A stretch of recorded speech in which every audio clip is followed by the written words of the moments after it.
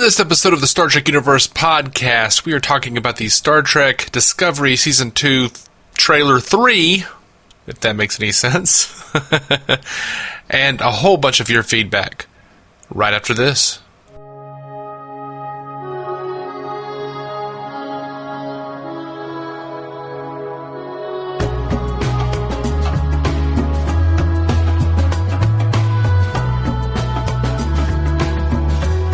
Welcome to the Star Trek Universe podcast. My name's Matthew Carroll. I'm David C. Robertson. Hey, buddy. How's it going? Man, I don't know. How's it going for you? What's the matter, Dave? We can turn this into a therapy session if you want to. Oh, man. Who needs to talk about Star Trek, you know? Where would I begin, you know? Let's talk about your early childhood. In my early childhood, there was Star Trek. That's true. That's mostly what you remember. And that's probably part of the problem. Let's keep on that track, though. So, let's talk about this trailer number 2. Trailer number 3. Lots of new goodies in this trailer. Yeah, man. I think it looks awesome, first off. Yeah, I'm excited about the new season. In a lot of ways, I feel like it does look more like traditional Star Trek. I think so, too. It's a bit lighter. One of the things that I kind of saw, though, that gave me pause was, like, you know, I run a DC podcast. The Flash is a show that we cover on our podcast. And here again, we have, I suppose, Spock, as opposed to Barry Allen, with a beard, in a padded room, scribbling all over the floors.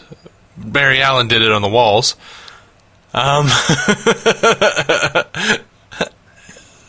I don't know. That's not a new idea. I mean, I think they've done that in a lot of TV shows and movies. Including Star Trek. Including Star Trek, yeah. And Buffy, and Ash vs. Evil Dead.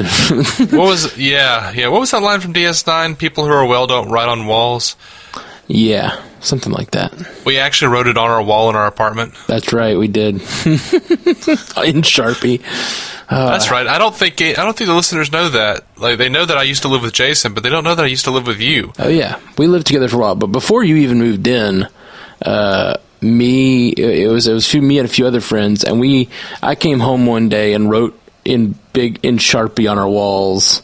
We'd lived there for a lot of years, and finally I just decided that I'd given up on our security deposit, and I wrote in Sharpie on our walls. And then then my artist roommate Spencer came home and was like, "We're doing this now?" And then before I knew it, the entire walls had filled up.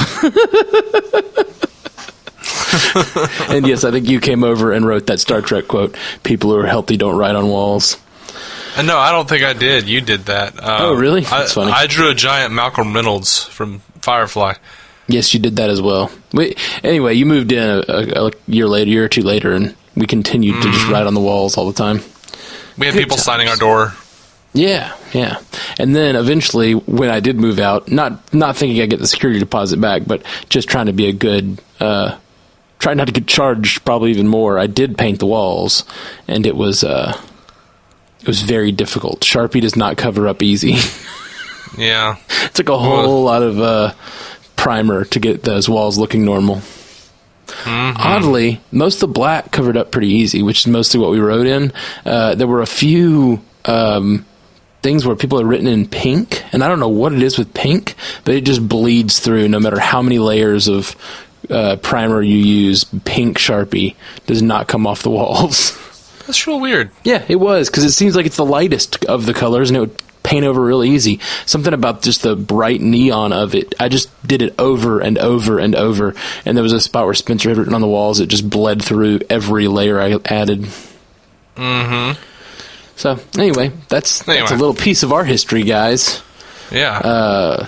Any therapist listening can continue to analyze us. AKA judge. This is a judgment. This is a judgment-free zone, and what I mean by you are free to judge. Yeah. Yep. All right. So this trailer, I just think there's a lot of things that intrigue me in this trailer, a lot of things that excite me from as a Star Trek fan, and also just from a storytelling perspective. It just looks, the characters all look interesting. I think Spock looks fun. I don't know how I feel. I know he's not going to be Leonard Nimoy. He's not even going to be Siler. Quinto? Zachary Quinto. Yeah, Zachary Quinto. But he'll do his own thing, and he will. And I've already seen a lot of people online complaining that he's smiling. He smiled in the cage. He smiled in the actual original series. So look at some of those early episodes. I'm not talking about the cage. I'm talking about later episodes where he kind of gives a smirk. I don't know, what was it? Charlie X, where he's actively smiling and playing the harp, and while Uhura sings. I think that was the episode. So.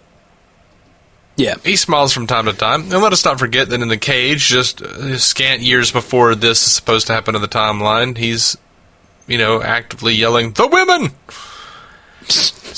And smiling at vibrating flowers. So, there's room. Yeah, for sure there's room. And the fact that one of the characters in this episode, I think it's Captain Pike, says, "Is that a smile?" And he goes, "Yes." It still shows that it's a rare thing for him. Yeah, it is a rare thing. But hey, also, this is another universe. Wink. Well, says I you. say it is. Says you. I say it is. I gotta say, the one shot that doesn't interest me, and I wish it did.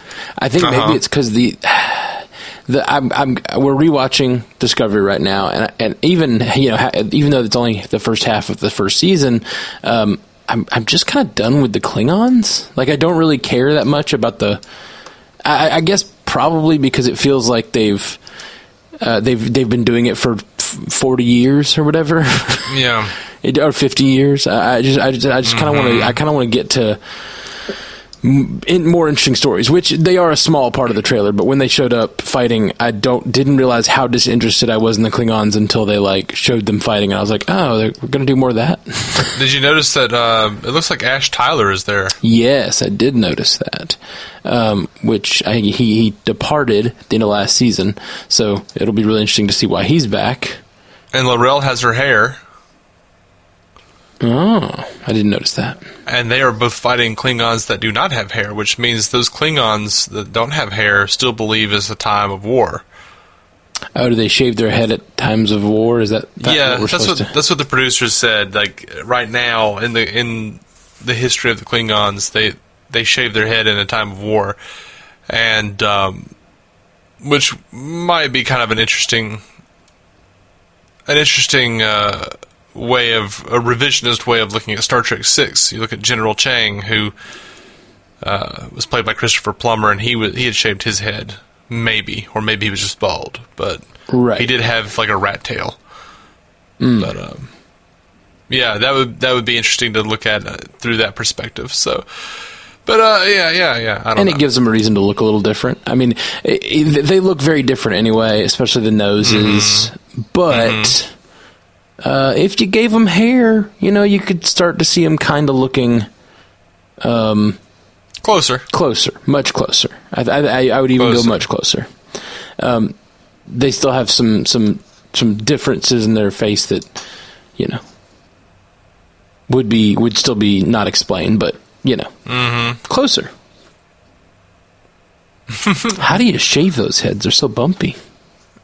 I imagine there's a laser involved. Yeah, you're probably right. I imagine there's a laser involved.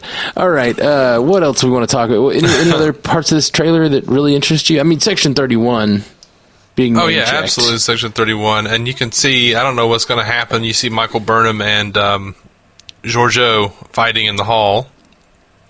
Oh yeah. I have now watched the scene where they approached Georgiou about being the deleted scene where they approached Georgiou about being in Section 31. that was it. That was super interesting. We had someone write in and they said they asked us to do them a favor and try to, and this may be in our feedback today, I'm not sure, to try to be better about explaining what we're talking about, and they didn't know what they didn't remember what Section 31 was. Which to me, I was like, that's such a huge part of Star Trek to me. But then I remember it's really only been on like two of the least popular series. So, yeah, it was on Deep Space Nine and Enterprise. Yes, and then there were a number of books, but again, that's all like very specific content that I can understand if you're a big Star Trek fan and you wouldn't know what Section 31 is, but Section 31 is a covert ops group that apparently existed in early Federation, but was somehow disavowed at some point, and they sort of spun off into a secret organization. As of DS9, they're like a completely secret organization that the Federation doesn't even really know about. Which, if we're to believe Enterprise, and I do consider Enterprise canon, it predates the Federation. Okay. I did not recall that. Yeah, they try to recruit Reed. That's right. Okay, so sorry, pardon me, but so Federation does not exist at the point of. I'm a little fuzzy on Federation versus Starfleet. Starfleet, Enterprise is part of Starfleet. The show Enterprise, the NX-01, is part of Starfleet, but it's not part of the Federation because the Federation doesn't exist yet. Right, the Federation, they basically wrapped it up with the creation of the Federation with Shran and the Tellarites, the Andorians and the Tellarites. Andorians, Tellarites, Vulcans, humans. Right. Any other races or founding members? I don't remember any others, but Archer put that together. Okay, so Archer creates the Federation at the end of... That's a cool show. I like that show. It's better than it got credit for, I think. It is. Even the last episode is better than it got credit for. Oh, I agree. I think a lot of people saw that ending with Troy and Riker and believed it to all have been that the entire show was a simulation, but I don't think that's not at all what they were saying. Well, a lot of people knew that the whole show wasn't a simulation, but they had a problem with with what happened to Trip Tucker. They had a problem, which I wasn't ecstatic over that, but it is what it is. Not a spoiler alert, but he passes away in the last episode, right? Yeah, he sacrifices himself. Yeah, I don't really have a problem with that. I don't know. I don't either. I don't either. I enjoyed his character. I loved his character. Yeah, me too. And he's super lovable, and giving him a valiant death at the end is, it's sad, but it's the way. Sometimes you need a good death to even just give an ending of a show weight. You need good deaths every once in a while. Mm-hmm. There were things definitely, though, in that finale that I didn't care for, but they were more like nitpicks. I got what they were trying to do as far as being a love letter to the fans.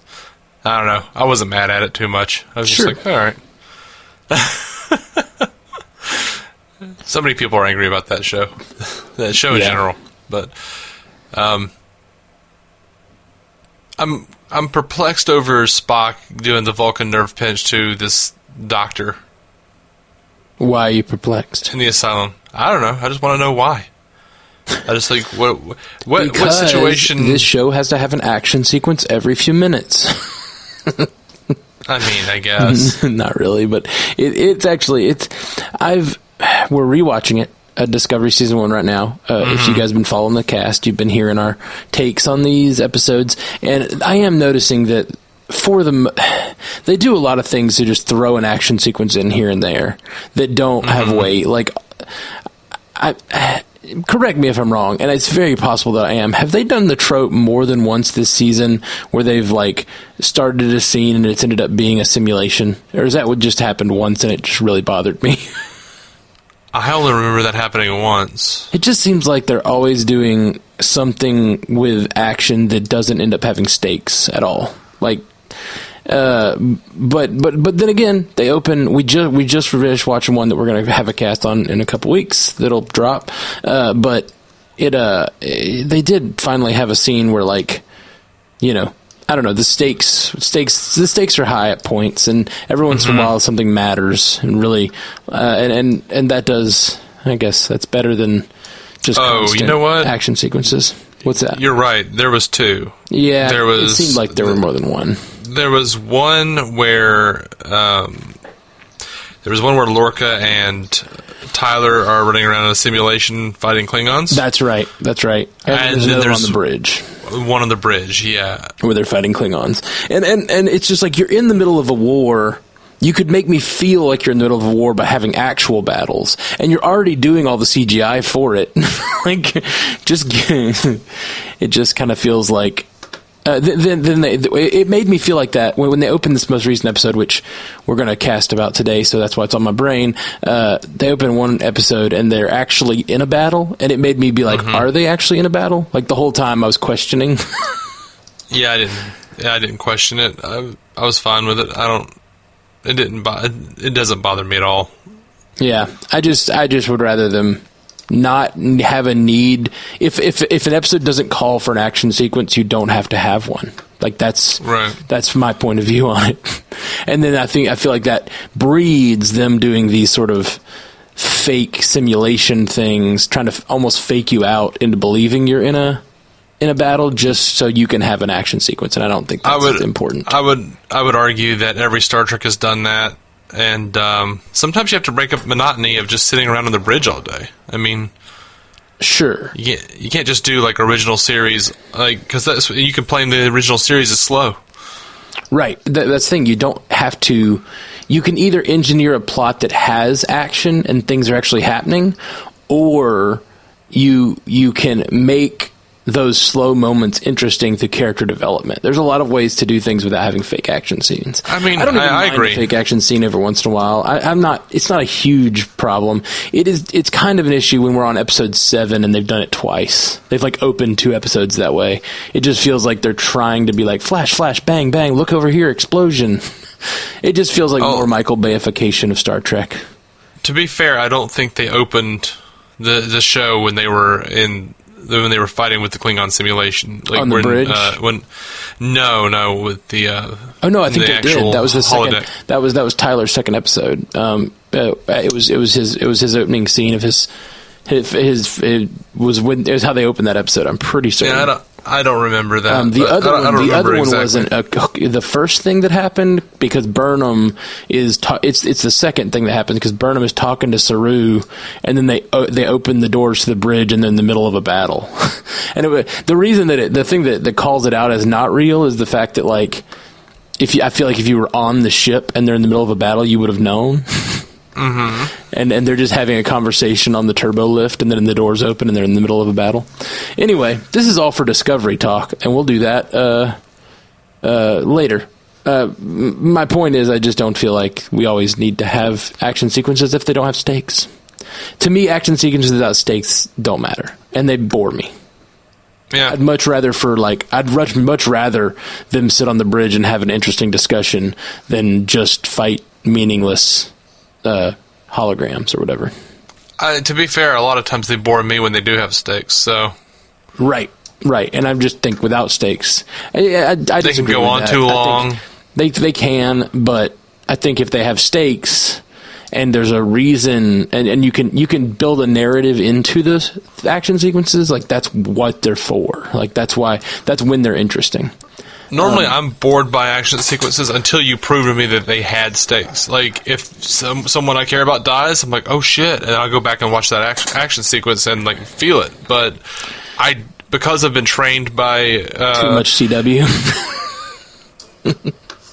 Actually, I was going to say Western narrative to believe that that our main characters are never going to actually get hurt. Right. I just don't care. Well, see, and that's why you have to be, when you're building a show like this and building an episode and building an action sequence, you have to be able to you have to look at the meta of the Western narrative, and you have to build something in that makes you care.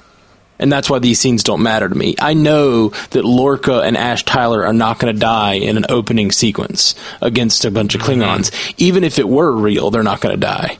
Like, he gets hit in that scene. He gets hit with a blaster, and I'm not even like... disruptor, I guess. And I don't even care because he's not going to die. There's not going to be any stakes to this at all. And then it turns out to be a simulation. It's like, okay, that also doesn't matter. But the way to build an action sequence is to give you maybe your main character is not going to die. You can do two things. You can either set up your main character in a way that they could die, like give them the kind of stakes where maybe you could see a sacrificial death happening. And then you go, oh, they're actually going to their death. They've set this episode up in a way that is leading to me to believe that this is possible. Or you could go the in the same method. You could go with the Game of Thrones method and literally just kill main characters constantly, so you just believe anyone could die. Like they've completely retrained the audience on Western narrative. Like it's insane over there. But the other thing you can do is introduce smaller characters and actually give them an actual arc that you believe that they could die and you care because they're a character you've grown to care about, which is harder because it gives you one episode to build a narrative around a character. So either of those things works well, but these kinds of scenes, to me, are just like flash, no substance. Thank you for purchasing the Matt Carroll Masterclass on writing. Yeah, absolutely. Anytime. Hey, man, I'm here to break down this shit. I'm here to express my opinion about what I think about these narratives, and I don't shy away from it. Mm-hmm. So I'm really intrigued about the Red Angel. Yeah, me too. I mean, we've got this screenshot of if you like pause on like when the Red Angel comes in on the monitor that they're watching, it's a church. Okay. And it actually says the East Fork Presbyterian Church. What? Yeah. Do you have can you send me that image? Sure, I guess so. Interesting. Okay, so I'm looking at these pictures now.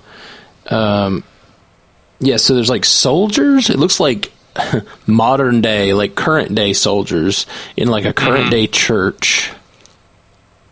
I don't know how modern they look. I don't know what modern day soldiers look like. I just mean like in our time, not their time. To me, yeah. Well, yeah, that's what I'm saying. I don't know like what American soldiers. I don't know what our soldiers look like.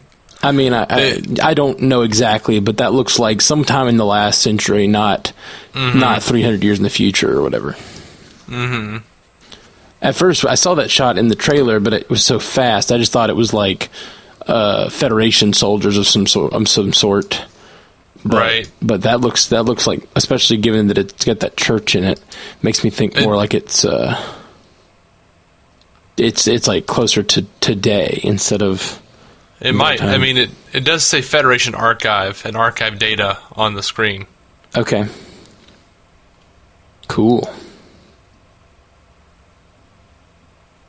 So yeah, I want to know what this. I mean, I understand that this Red Angel is telling Spock about this coming apocalypse or whatever, and that's why Pike is taking over the Enterprise, the Discovery, so they can check out these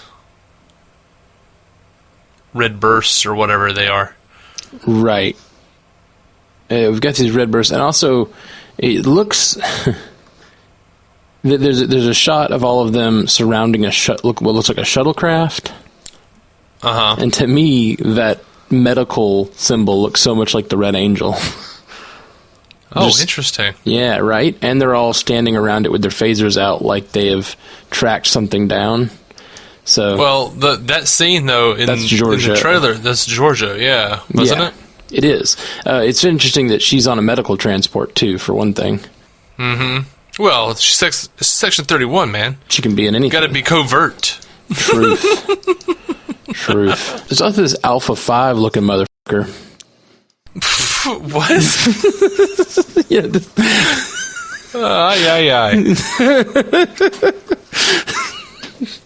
He looks like Alpha 5 had a baby with Goldar. Is what he looks like. There's some sort of being with like a big hoodie. Oh, I think that's just Giorgio. You think that's Giorgio? Yeah, I think she's just in a hood. Weird. But she also comes through like a portal, like some sort of personal portal. Or maybe it's a cloak. Yeah, it looks strange to me. It does not, at least immediately, appear as Giorgio. Could be. I'm pretty sure that's her. All right. I did not get that from the trailer, but if that's the case, I don't think they're alluding to that. Could be, though. I mean, maybe it's not. I don't know. I'm excited about these creatures that are fighting Saru. the predator Baul? species. Yeah. Because if you notice, he's like protecting his sister. I think he goes back to save his sister. Awesome. I really do wonder how much these short treks are going to factor into the new season. Like, I think you will not have to have seen the short treks, but I think they will have added. I think there will be added value there. Right. I think that's definitely true for Runaway, and I forget the name of the Saru episode. This is the Saru short trek, but that one. The Brightest Star. Ah, that's it, The Brightest Star. But I wonder if Calypso will have anything to do with this season. I hope. Me can only hope. I really liked that. Me too. Calypso is by far my favorite short trek so far. I rewatched it. I showed Alyssa, my girlfriend, that last night, and she really liked it too. I just think it was really well done. It's complete. Both The Brightest Star and Runaway feel like kind of cheap, thrown together sort of web content to me. You know what I mean? Like, here's a webisode between seasons, but Calypso felt like a self-contained piece of art. Yeah, I don't know that I felt that way about The Brightest Star, but that's fine. I did, but I just didn't think they were like, if it weren't for Discovery existing, like as a show, I wouldn't care about The Brightest Star. I don't think it would be. It's not something I would have even watched or cared about. But I think that Calypso felt like a really good episode of Black Mirror or something, like with some optimism. I can see that. Like, it felt like, it could have been an episode of Twilight Zone for that matter. It's just like a self-contained story. Yeah. But yeah. Okay, cool. Well, all just lots of cool stuff in this trailer. Am I the only one who felt like Ash Tyler should cut his damn hair? Hippie? Yes, you are. I think he looks sexy as hell. I do like that he has the beard. It gives him a little more of a chin. I understand. I suffer from the same lack of chin. Get that soft chin. Yeah, he's got that soft chin. Good looking dude, but he's got that soft chin. The beard really accentuates the chin, helps it stand out. Indeed. That hair's got to go, Bo. I'm excited. I think it excited me just to see Pike for the first time in all these trailers. Seeing him in the bright yellow uniform is really fun. Just that splash of color. There's also a medical officer, apparently, or a science officer at one point, wearing bright blue, and it just it shows that Discovery is the sort of covert ops sort of ship, science vessel that's not wearing the normal Starfleet uniforms. And I don't know, just love to see that there are people wearing those bright uniforms out there. Made it more fun. There's also a shot of, it looks like Burnham wearing like the traditional Starfleet dress, like the little skirt. It does evoke that, but I believe that is Vulcan garb. Oh, okay. Yeah, she's wearing pants under them, but it definitely looks a lot more like the cut of an original Star Trek. It absolutely does, and I do like that style. I like the old '60s style of stuff. Yeah, me too. And not just because they're mini skirts. Like, I even like. In fact, I think I like it more when the men wear the mini skirts. No, when the women wore pants, like, because they would have like longer shirts that kind of look like skirts, and like the really big. Like, I love the huge turtleneck.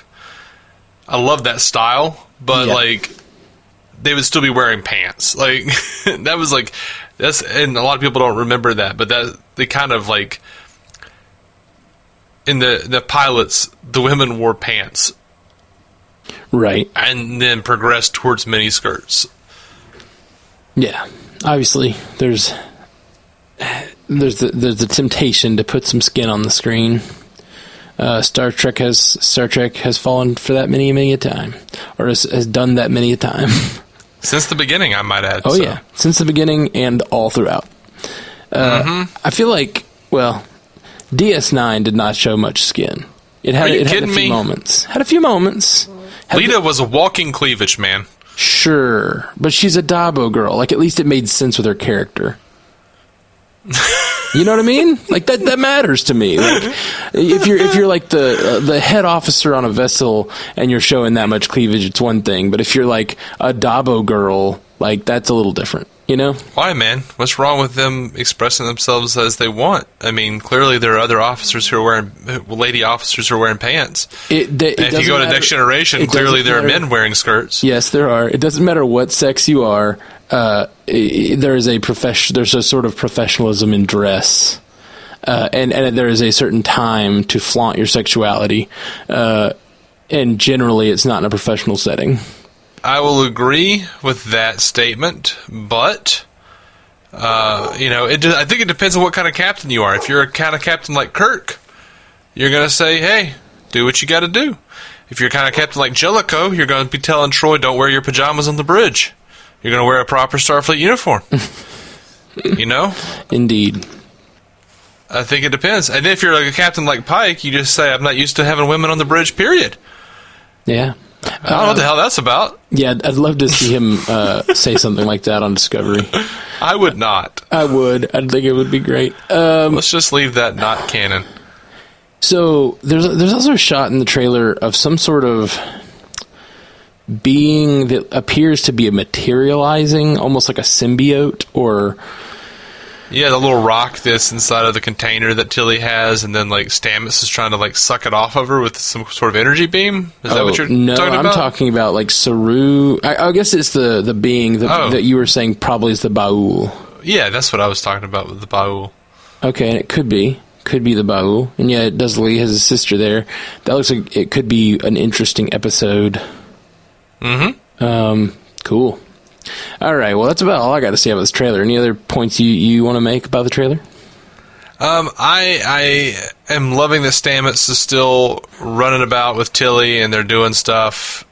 I don't know what this little rock / weird alien fungus thing is. I don't know what's going on there. I also don't know.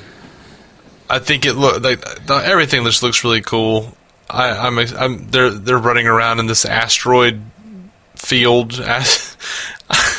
I don't know. It just looks really cool to me. And yeah, there's a shot of them in the chamber that allows the Stamets chamber. The Stamets chamber. You know, where they use the fungi to travel around space. There's a shot of them in that where it looks like they're moving through some sort of mountain almost. And it makes me think they're going to use that to travel to some distant worlds, or, you know. I don't know. Continue to use the spore drive to get around a little bit and maybe do some cool exploration. I don't know how they would continue to use the spore drive. I mean, I guess they could. I can't remember how that all panned out. It will be almost like the first time watching it when we get to that point in the rewatch, because I just don't remember. Yeah, it's so funny. One of the major reasons I like doing these kinds of podcasts is, well, it's for the same reason I listen to these kinds of podcasts, is somehow all the discussion about the show really cements what happened in my brain. Sometimes when I don't have, and I didn't really have a good Discovery rewatch show, which is one of the reasons I wanted to start this one. And over the course of these trailers, we've seen the Discovery in warp, not sporing, or not black alerting, or whatever. So I don't know. I want to say they cut that off. Gotcha. I know that it was. I remember. We had some sort of... See, yeah, again, I don't remember how it ended either, but I remember they were talking about some sort of problem with the health of the spore network. Mm-hmm. If you remember, like, they had all this... some sort of disease or something was going through the Spore network, and they had to do something to stop it. But I don't remember how that all resolved. Yeah, I don't even remember that at all. Yeah, So, I do, but I don't. Yeah, listeners of the podcast will, if you stick with us for any length of time, and I guess this is just as good of a time for you to find out, I have no memory. Yeah, you do too. You have a pretty big memory for Star Trek. I do. It's just that Discovery Season 1, the first watch, did not make a huge impact on either one of us. There are some moments that really did, but the rewatch it's landing with me a lot more. I have enjoyed it. I enjoyed it the first go round. I'm enjoying it now, but little stuff like that, I'm not going to remember. I'm just not. And right, especially because it is a prequel and not seemingly in my canon. Like you say, it doesn't have stakes yet for me. So it is developing stakes for me. I'm starting to actually care about these characters more and more. Me too. Me too. But it's still outside of what I consider canon at this point. So I'm still just struggling with that. And but I am enjoying the show. Yeah. All right. So let's talk. Any other news we want to talk about? Sure. Alex Kurtzman in a recent they did like this little video called "What to Expect in Season 2," and he said in that video, "We have made lots and lots of choices in Season 2 to shift to a much more cinematic look." And he didn't expound on that really, but I'm intrigued. He says, at the same time, we have done everything we can to protect what is small and intimate, which is the relationship between the characters. And that's exciting to me because that's always been one of the big downfalls for Star Trek, especially since the Next Generation era, is that there haven't been like a ton of like character work. There's not been a ton of character work, I feel like, in a lot of it. I think that particularly Voyager had that weakness, I think.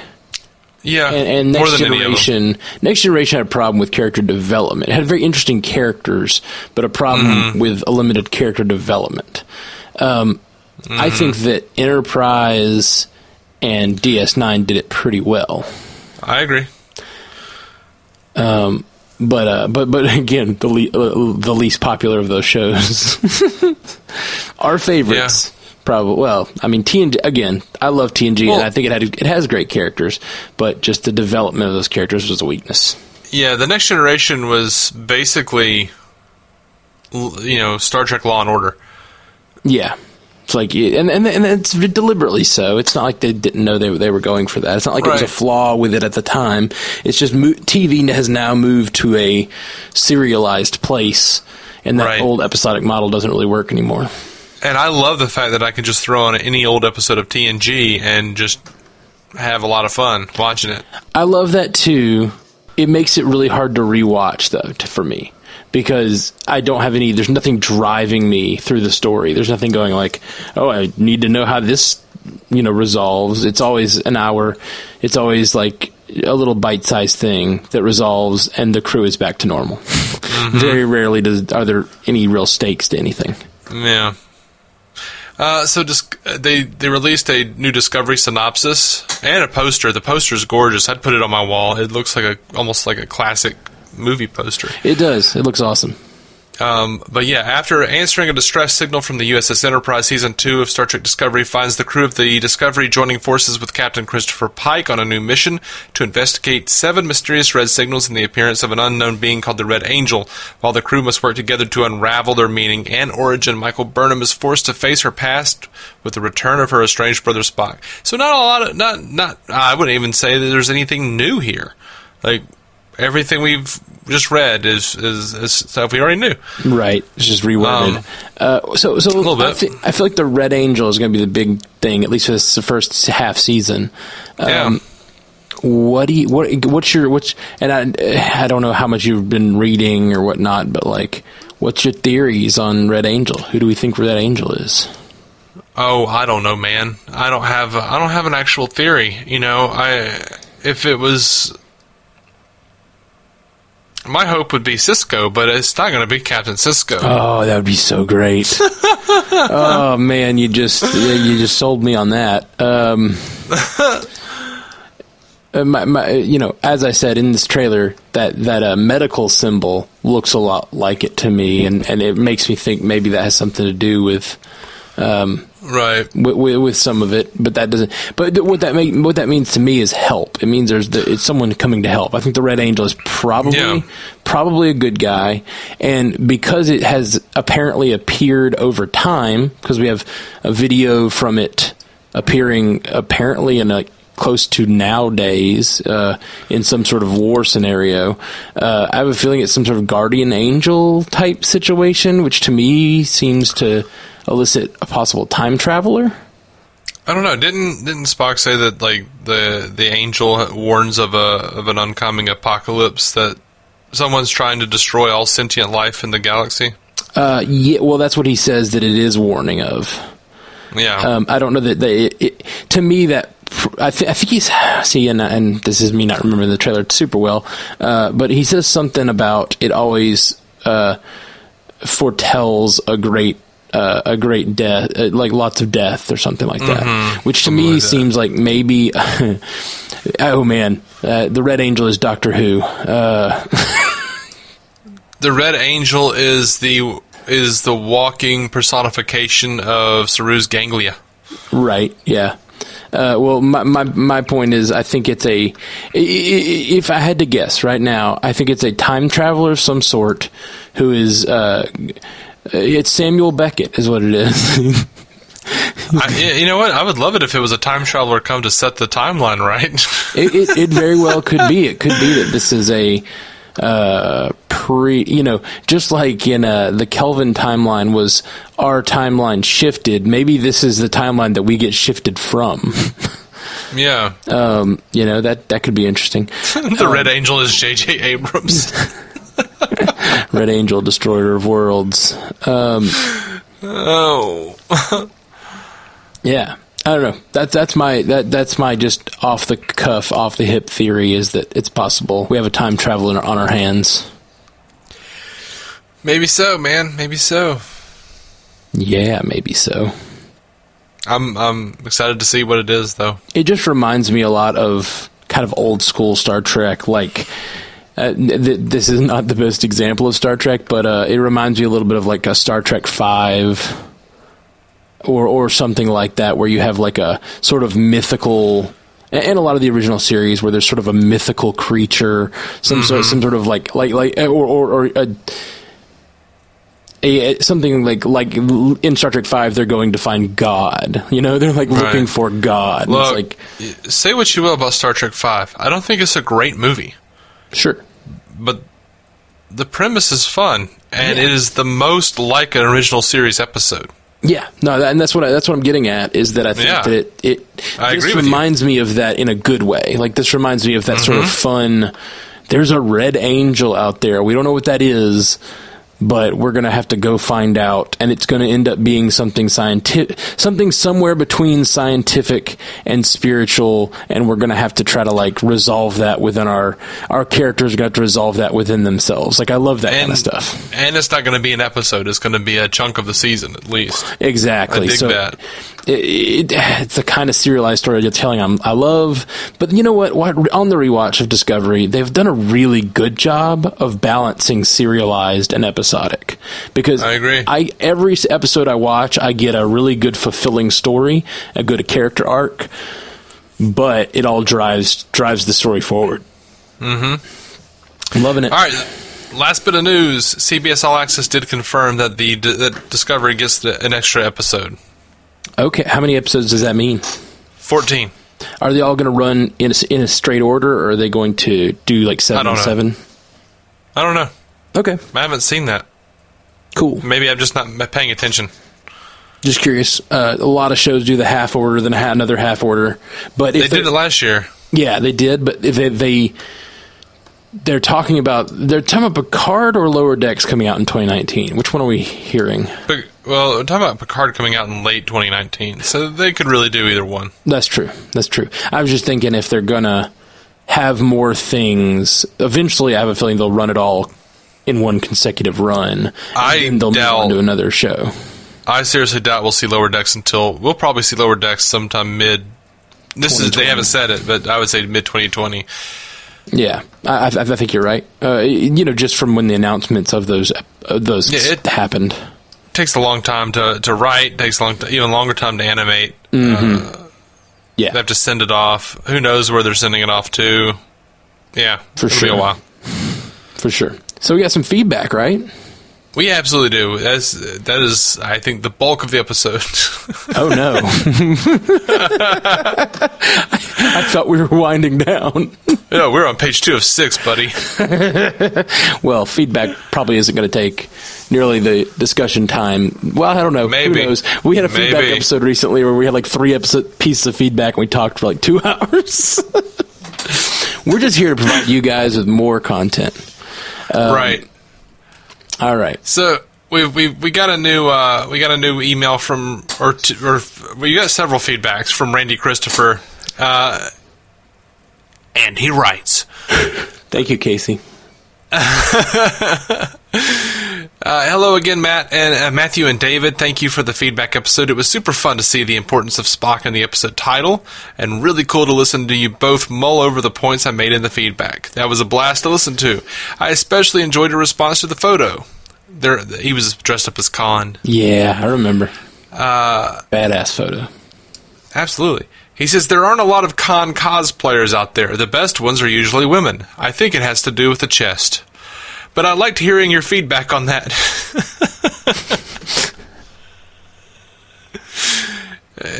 Yeah. Khan was in doubt. I think the heading on my email account threw you off a little. I share this account with my wife. My name is Randy, and hers is Lynn.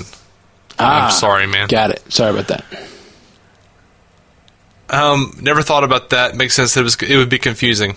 He also includes a picture with him as Khan and her as it looks like a Vulcan science officer or Vulcan officer of some sort.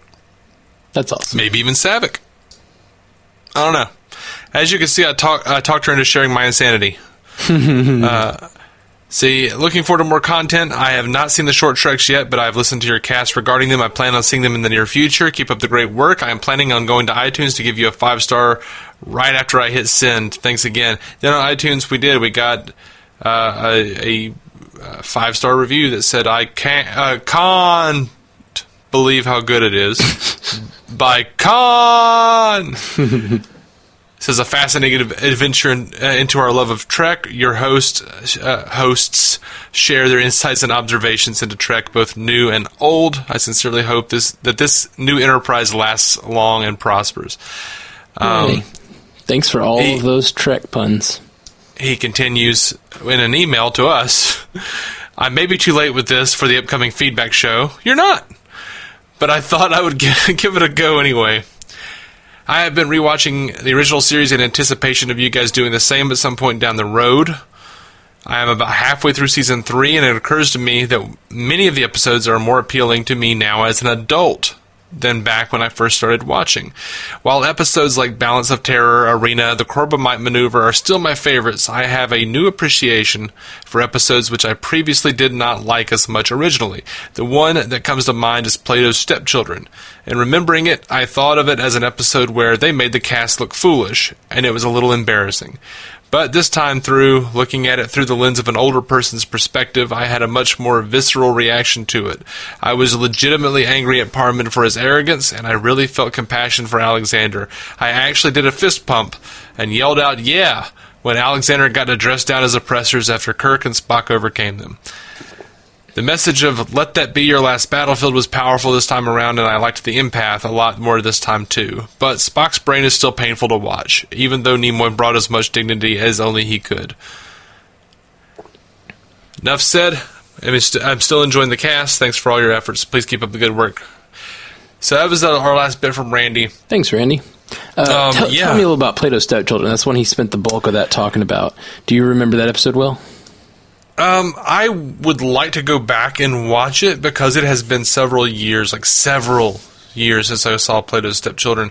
But if I remember correctly, Parman it looked like an old, like sort of like an old Roman type of situation, and he was controlling the crew members and basically making them do things for his own amusement. Alexander was a little person that he was oppressing wildly, and he had like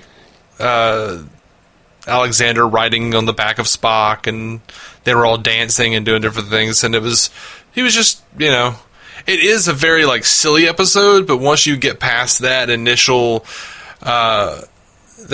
thought of like, this is the one where the guy's making the crew dance around and stuff, it really is disturbing because they have absolutely no control over their own bodies. I agree with him. Yeah, so it's a lot darker when you think about it seriously. Yeah, it is. It's a pretty dark episode. And Let That Be Your Last Battlefield. That was the one with like they had the guy with the half black, half white face, and then the other guy had half white, half black on the opposite sides, and they were fighting. And then spoilers, 50-year-old spoiler, they get back to their planet, and like their planet has already obliterated themselves, and they pretty much like continue. They just start fighting each other again. Yeah, that's like episodes like that are so bald-face allegorical. Sometimes come off as silly, but it reminds me of, as I said earlier, it reminds me of kind of Twilight Zone-y sort of commentary, which I really enjoy. Mm-hmm. And it's cool. The other one he mentioned two more, the Empath and Spock's Brain. Spock's Brain, obviously, a lady shows up on the bridge of the Enterprise and steals Spock's brain. Yeah, I remember that one as well. It doesn't deserve a better explanation than that. That's it. That's the whole thing. It is fun because Spock's mind is inside of a computer, or they've got his brain hooked up to a computer, and he's still got great conversation with McCoy throughout. The Empath, dude, I can't remember the Empath very well. Like I see it in my head. Like I know that it was like, I'm pretty sure it was one of those episodes where they didn't have a set. They just had they just draped everything in black, and it's been quite a long time for me with the Empath because that's never been one of my favorite episodes. It's like a lady who has a tear on her face and she doesn't speak. I don't remember much else about it. Gotcha. I really like that. Is very much something I want to do on this show, is do a rewatch of the original series. Me too. We recently discussed doing a rewatch of all these shows and trying how we would tackle it, and we were like, well, if we do one a week and just get to work on that, I mean, we'd make it through it. And then I did the math, and it'd take us 14 years.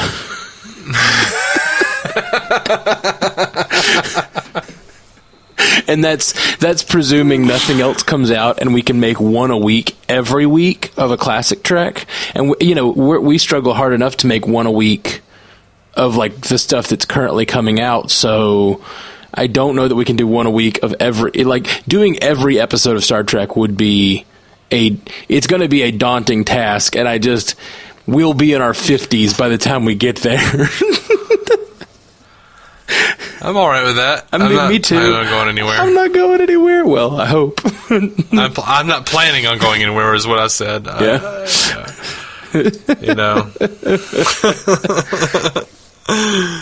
All right. What else we got?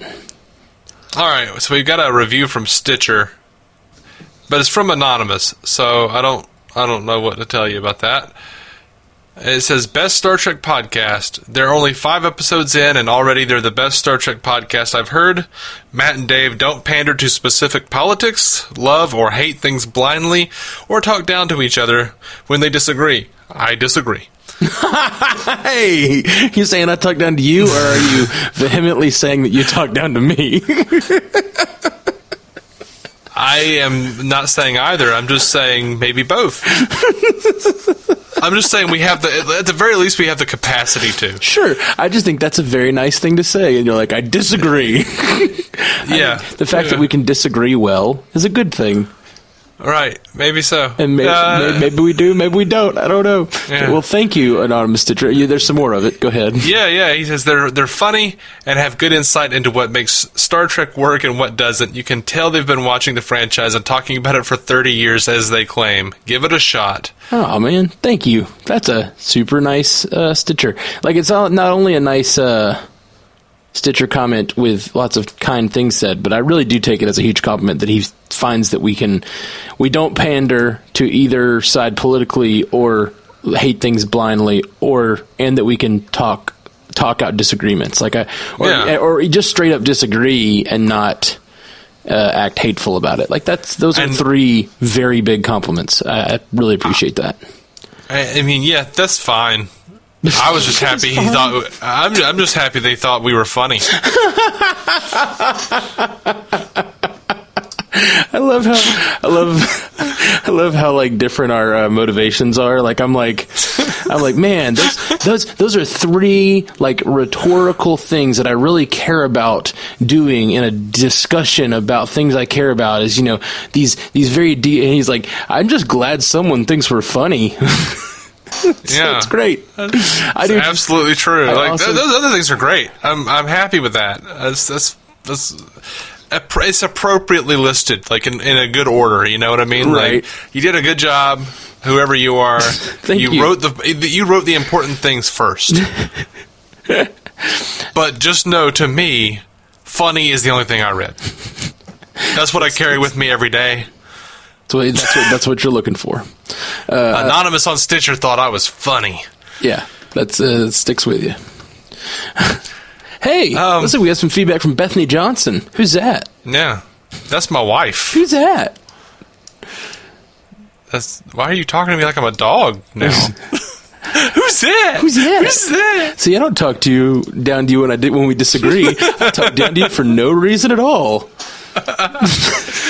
She just responded to one of our posts for the episode for our review of The Brightest Star short, and said, The Brightest Star was my favorite short trek so far. I enjoyed listening to you guys give it a review, too. Thanks, I thought Bethany. it was nice. Yeah, she's my wife. She doesn't have to make that effort. She could just tell me those things. Yeah, but then she wrote it on the social media. Then I don't hear about it. Thank you, Bethany. All right, we got a bunch from Geoffrey James, who was a large fixture of the previous feedback episode. Yeah. And Geoffrey, I thought you said a ma'am. I said my man, Geoffrey James. Yeah, I noticed. I realized eventually. He's got a clarification for us. He says, when I suggested that TOS was not recommended, I meant the high-res versions. The original series should be watched in the original format. The best TOS episodes, in my honest opinion, is Balance of Terror, which I think holds its own against any TV sci-fi. The worst original series episodes, again, in my honest opinion, is Eden. The scene where Spock jams with the hippie band ranks up there with My Mother the Car in terms of horrible 60s TV. I can get that, yeah. My vote for Dream Crew, Captain Janeway, Medical Officer Crusher, Security Officer Yar, Engineering 7 of 9, Communications Uhura, Science, T'Pol, only male on board, me.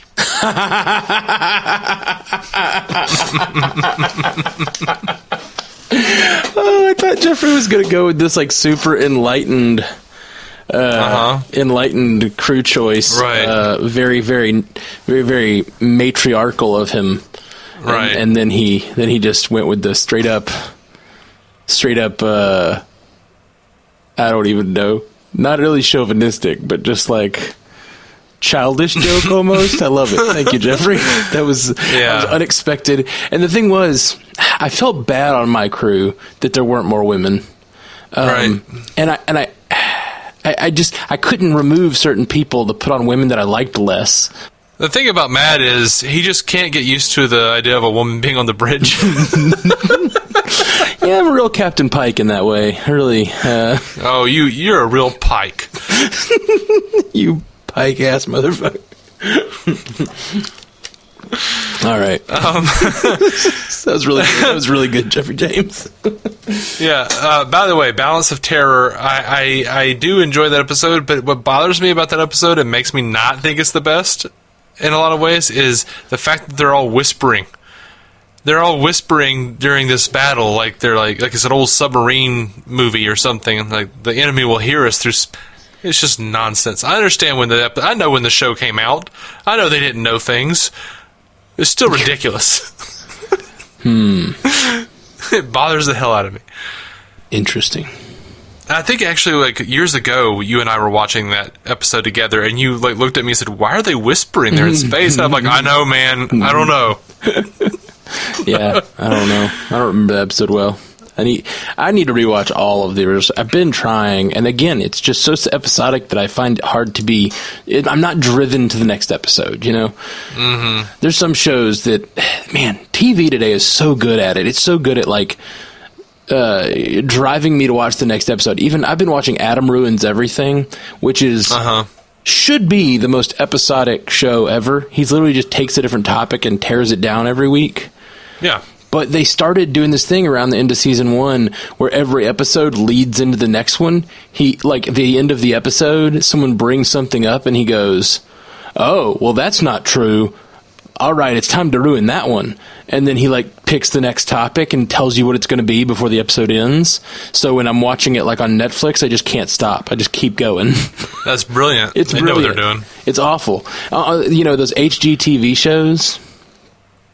They've started doing this thing on HGTV, like all those renovation shows and stuff, where they don't have a commercial break between episodes.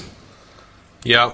So as soon as an episode ends, you're immediately seeing the before picture, and like basically you're seeing an ad for the episode you're about to watch. Right. And it just is, it's genius. I feel like I'm sitting it down at a slot machine, like it won't let me get up. Yep.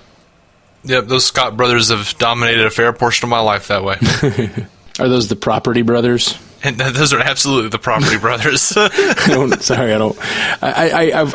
Love It or List It, I think, is the one that we watched like days and days of. It's so bad. It's such a waste of my time. It's such a waste. I've done Property Brothers, like the $1 Million Properties. There was an adjustment period after marriage.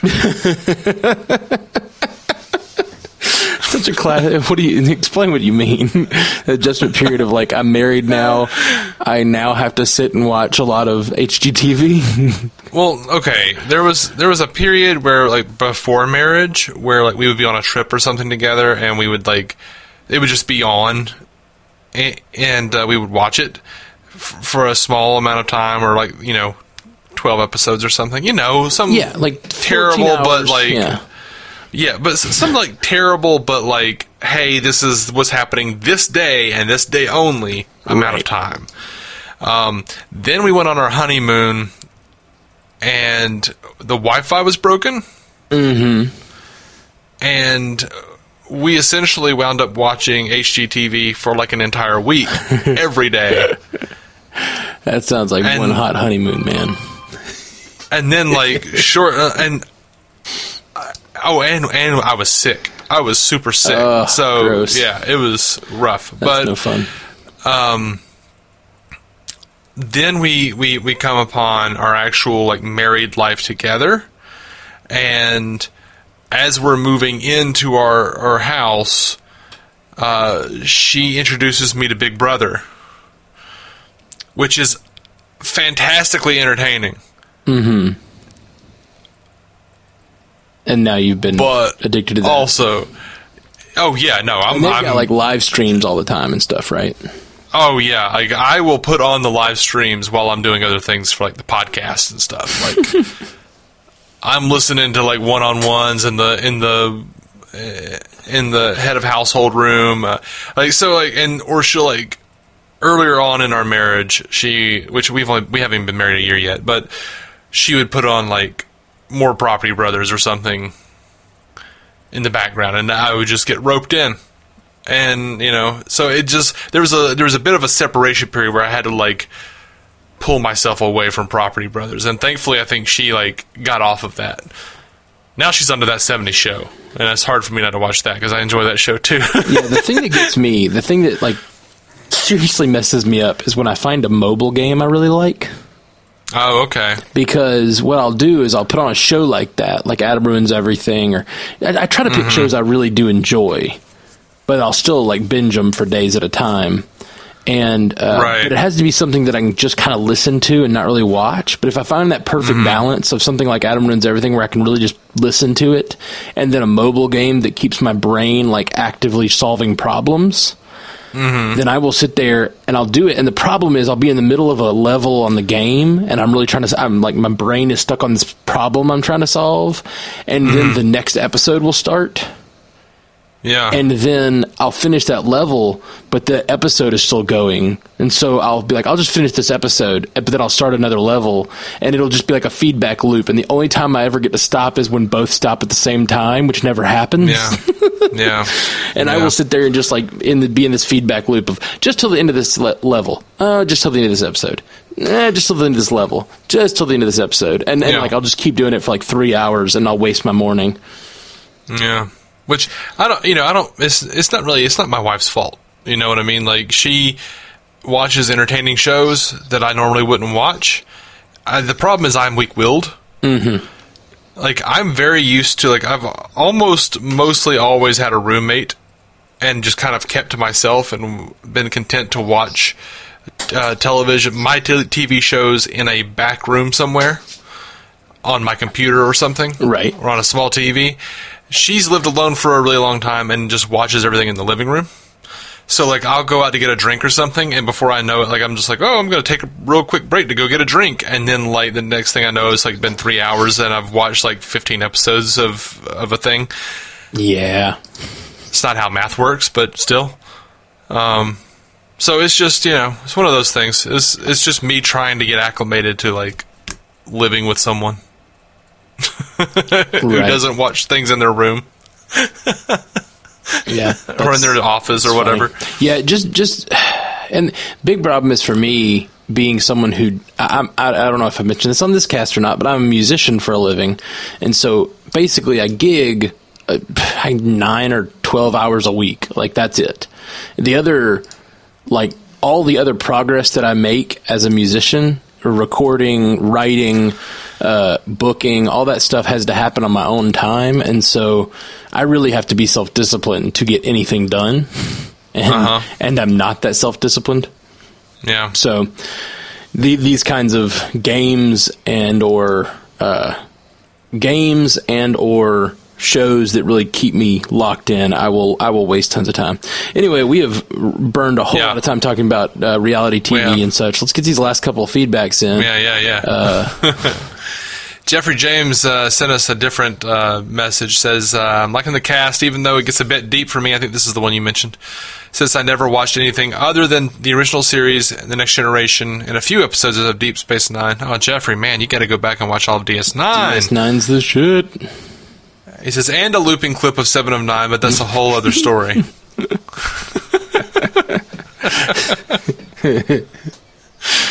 All right. I love Geoffrey James' obsession with 7 of 9, and honestly, all of the female crew members.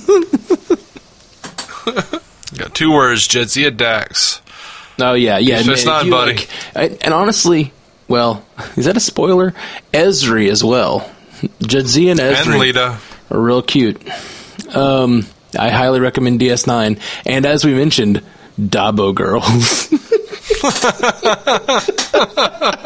Which is like just bold. I feel dirty. Me too. I'm just bold-faced, like, trying to convince Geoffrey James to watch DS9 with talking about... Come on, Geoffrey James, watch Deep Space Nine. And they're ladies. And there's that one time that Quark's head was on a Dabo girl's body.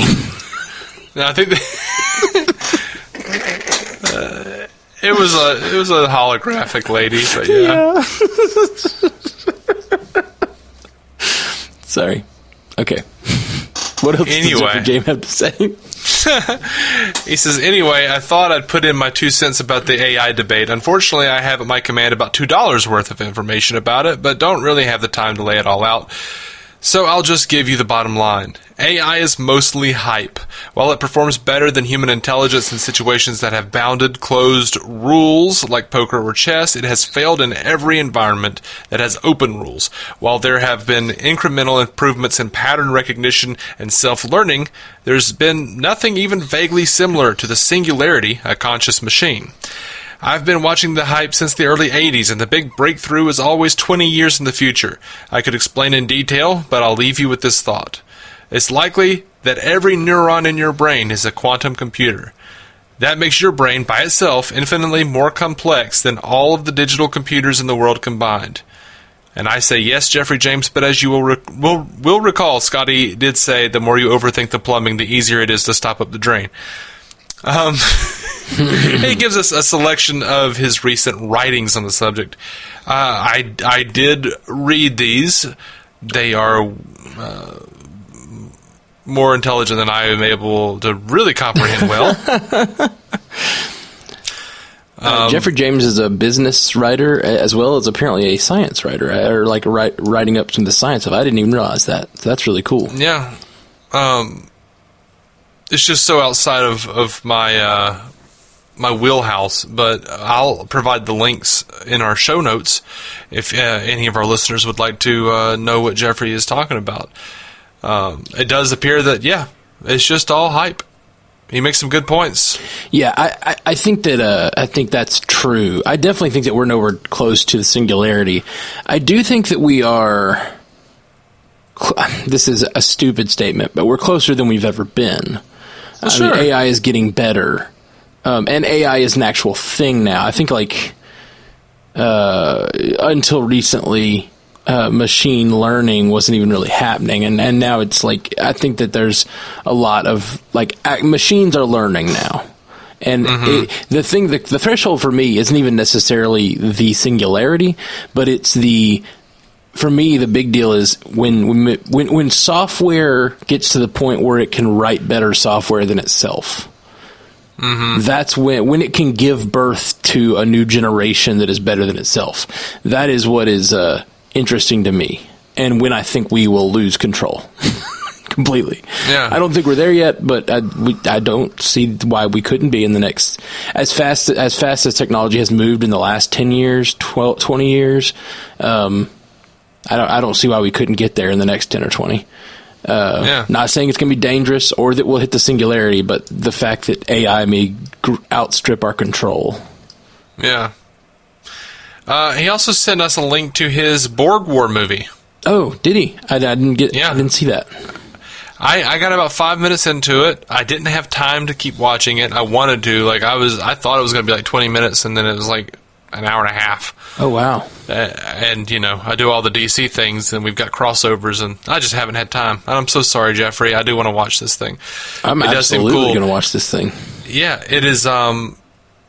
It was shown at the 2006 Star Trek convention at the Las Vegas Hilton, and it was made with raw footage from 2 video games, Starfleet Command 3 and Elite Force 2. He's got reviews on this thing. Star Trek Magazine called it a lot of fun, a proper Star Trek story. Trek Web said it was epic and awesome.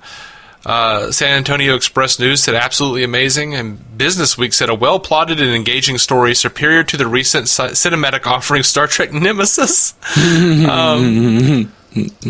Here's my favorite, though. Sci-Fi Observer says, how can you ignore a movie that pits an aged Captain Picard, 7 of Nine's curiously half-naked daughter, and a group of pissed-off Klingons against a sect of Borg that have been infected with a flesh-mutating alien virus? You can't. It's impossible. This makes all the sense in the world, given the comments Geoffrey has made this day. Yes, it does. 7 of Nine's curiously half-naked daughter, man, really? Oh, it's so great. I've been communicating by podcast with Geoffrey James for a long time over on the Marvel Cinematic Universe podcast. Yet today, I feel like I got to know him better than in the past. It's like how, your uncle thinks for some reason, since you've been having Thanksgiving every year, that suddenly he can just walk out in his underwear in the middle of the living room in front of everyone, and it's okay. I'm totally going to watch Borg War. I'm excited. Yeah, I'm going to watch it. All right, so we had a piece of feedback on Instagram. I'm not sure this guy has listened or has even watched Discovery, but he is not happy with us. All right, here we go. He says, Star Discovery is doing so bad that first they tried Spore Drive and got sued for it, which is true. Then they tried Captain Pike in a revisited Enterprise, then a bearded Spock, and now they're piling in Jean-Luc Picard. Star Trek Discovery is in its death throes. Well, they haven't tried Captain Pike, the revisited Enterprise, or the bearded Spock yet. That's all in the new season that's coming up. And Picard is a separate show. And Picard is a completely different show. And if they were doing that poorly, I don't think they would be doing a Picard show or Lower Decks or Section 31 or any of this other stuff they're making. He continues, as I said something like that to him, and he says, the fans are very, very upset at how things are being done, and the people running the show are not paying attention to that. Maybe. Some of the fans are upset. This show is not Star Trek. It says it in the title. I think it is. It's been dumbed down and changed into something else. Star Trek always changes. Just go and read the whole thing. We'll comment. Okay. Let him have his word. There's just so much. And the reason they're pushing Picard, Lower Decks, and Section 31 is because they run out of ideas, because the people are writing for Star Trek don't know what Star Trek is all about. Not trying to be a hard-ass here. I am just extremely dissatisfied with the content of Star Trek Discovery and JJ Trek. In fairness, I have not seen Section 31 or Lower Decks, but given the recent track record, I am pretty sure I'll be disappointed. Star Trek is not about 2-second screenshots zipping from one to the next scene because the director's got a severely advanced form of ADHD, or special effects, or gratuitous sex scenes. It's about that monster in the dark spewing acid, murdering men who turns out to be a mother just protecting her children. It's about the daughter of a genocidal maniac who has gone insane and become a murderer to protect her father. It's about the truth of the human condition in the human adventure. And that's been lost with the beginning of JJ Trek. But hey, what do I know? I've been following Star Trek for 52 years, read a ton of books on the subject. It runs through my veins. Maybe I am just too old and too inflexible and outlived my usefulness. Does that constitute a joke? A nice Star Trek 6 reference. If you can't identify if you can't identify what I just said without doing a Google search, you don't deserve to be here. All right. I can identify the fact that they got sued on Google, and I can identify that there are people who are pissed off. But it seems like you have not watched Discovery, because they are a lot deeper than JJ Trek. And JJ Trek is even a lot deeper than what you're implying, I feel like. Not saying it's on par with the original, but right. I think all the things that he's saying here have their merit. They have points, except for the obvious fact that he hasn't really been following it or watching it. So I would say to this fellow, give it a chance, because I think that literally a lot of the things that you mention here, like one of the things he says, what is Star Trek? And he says it's the monster in the dark spewing acid, murdering men who turns out to be a mother just protecting her children. That's the tardigrade. Like they did that. Like it's I mean, it's obviously not protecting her children, but it was just protecting itself. This show has the depth, has some of those moments, and is actually trying to be in its themes Star Trek. It really is. If you're sitting there going, Lorca's not a Starfleet captain, you might be right. I mean, you might want to watch season 1 and find out why it feels that way. Yeah, there's a lot going on, and it's not going to be like an episodic thing anymore, where you can just identify what everybody is by the first episode, and it's never going to change. Right.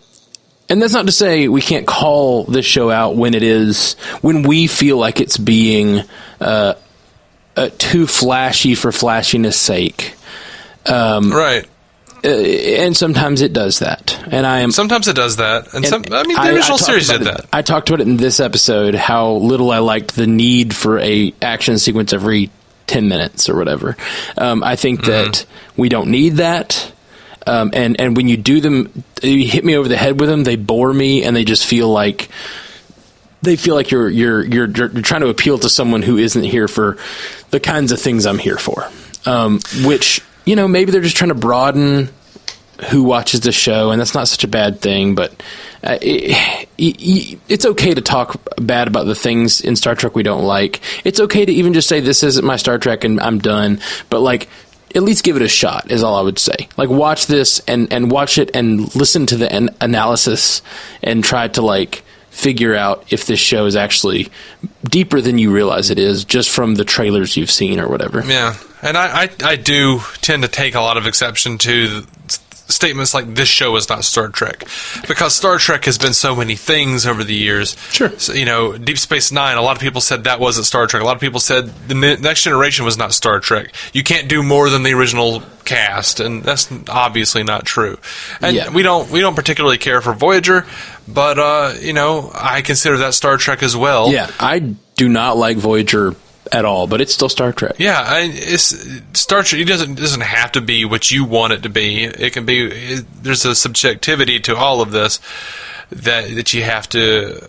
Well, you don't have to embrace that, but I would argue you're incorrect for not embracing subjectivity in art. Sure, I think you can express yourself and say what you don't like, but to ignore what is good there is I think, or even worse, to not watch it and then to judge it based on the little bit you've seen. Honestly, when I watched Discovery episode 1 and 2, the premiere night, I was kind of done with it. I was like, I don't like it. I didn't like it at all. I didn't like the first episode and second episode. Yeah. But I gave the third episode a try, and the third episode, it felt more like Star Trek. It felt more like a good story. And then episode 4, even better. It grew. And then the last half of season 1 is great.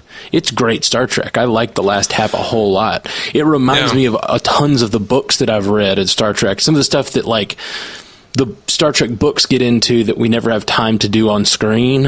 I feel like finally with Discovery we're getting some of those corners of the Star Trek verse discovered, for lack of a better term. Yeah.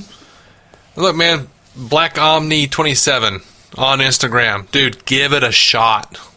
Yeah. Give it a shot, because remember, Star Trek is also about infinite diversity, infinite combinations. I often wonder what people thought about the Klingons having ridges in the first motion picture movie. They could be equated to people who were upset about the Klingons looking different here in Discovery. Well, this isn't the first time. People said that. I remember people saying First Contact was a dumbed down action movie, and if they had left it there, that I would have been fine with that. Not repeated that formula over and over again, but it's okay if everybody has a different view of what they like and don't like. That's fine. But what I don't like is when people obviously haven't seen things and they judge them. Mm-hmm. You remember? Were you paying attention to the outrage when First Contact came out because it was the first PG-13 Star Trek movie? And this is the first Star Trek movie I'm not going to take my children to see. No, I don't remember that outrage. Yeah, I've always been real big on the message boards and all that, and it was just.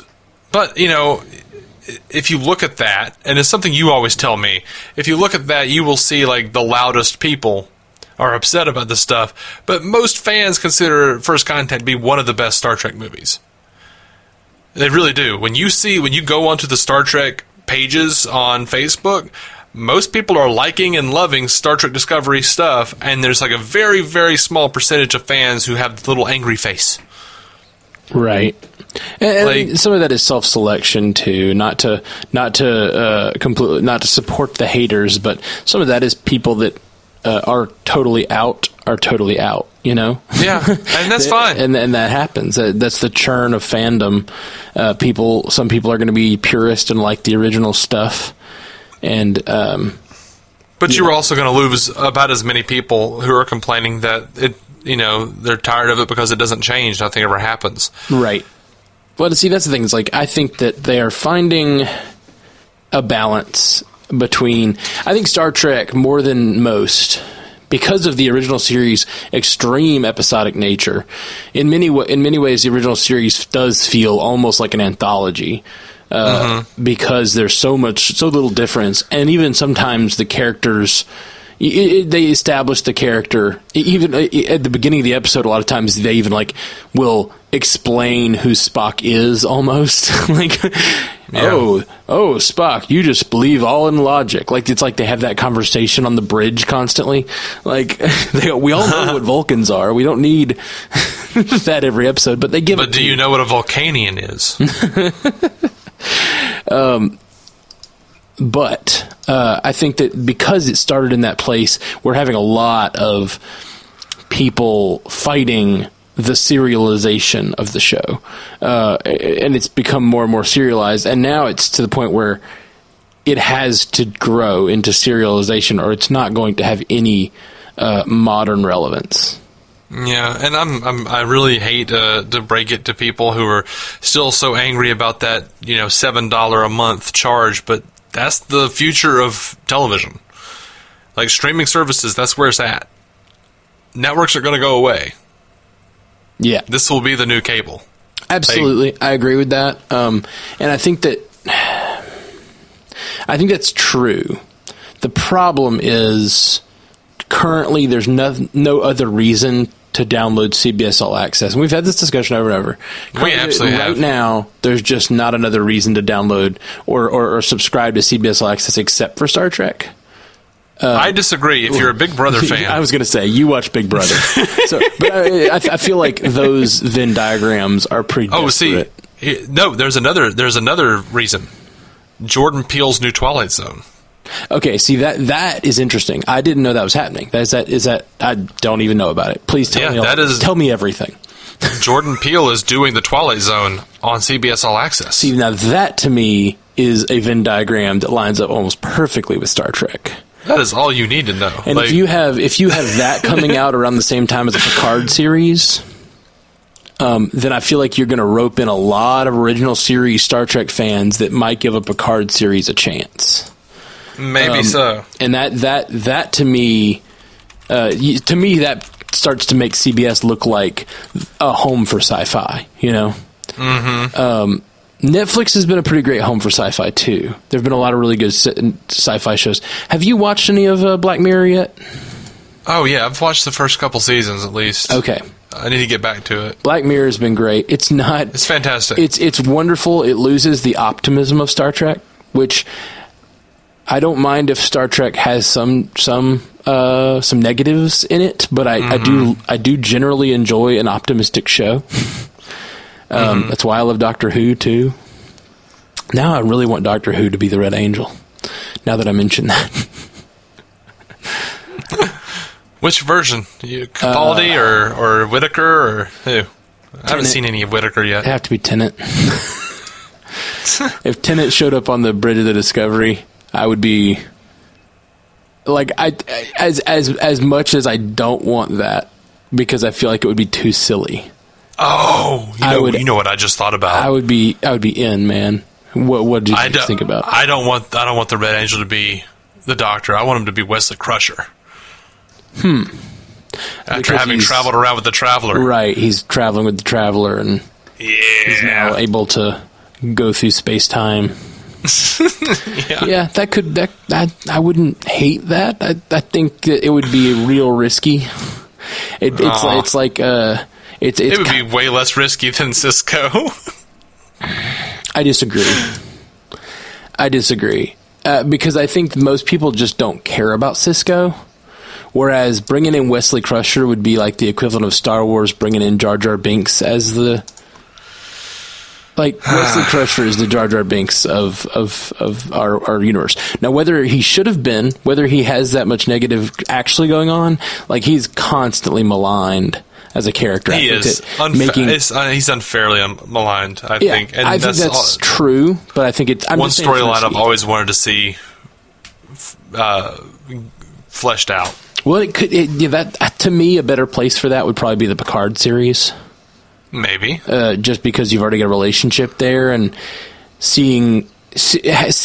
Picard would see him through our eyes in a way, because he knew him as a child, and maybe he hasn't seen him in many, many years. Of course, he showed up at that one wedding, I think. Yeah, he did. He showed up. He's like in like a 2-second scene. Right. Yeah. So he's been around, but it would he travels the cosmos, and turns out he's just Will Wheaton. He just comes home, hangs out with his son, plays lots of board games on that board game show. Yeah. All right, guys. I think that's about all for us here on the Star Trek Universe podcast. Thanks. That's all I've got. Yeah, I feel like we gave them a lot. So, did we? Yeah. I think we've been going for like 2 hours or something. Yeah. Okay. So thanks, guys, for hanging out with us here at the Star Trek Universe podcast. We'll be back real soon with lots more Discovery rewatch.